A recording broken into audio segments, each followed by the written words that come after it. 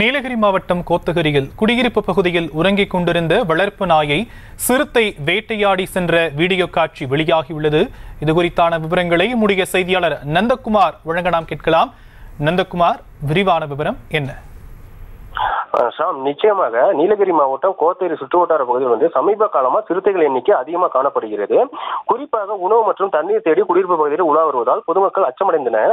மேலும் குடியிருப்பு பகுதியில் புகுந்து வளர்ப்பு நாய்களை வேட்டையாடி செல்கிறது. இந்த நிலை கோத்தகிரி அருகே உள்ள பேரகனியிலிருந்து கண்ணேரி செல்லும் சாலை ஓரத்தில் உள்ள குடியிருப்பு முன்பாக பட்ட பகலில் உறங்கிக் கொண்டிருந்த வளர்ப்பு நாயை சிறுத்தை வேட்டையாடி கவி சென்றது.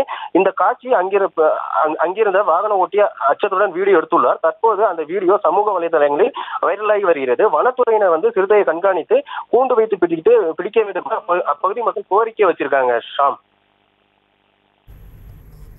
விவரங்களுக்கு நன்றி நந்தகுமார்.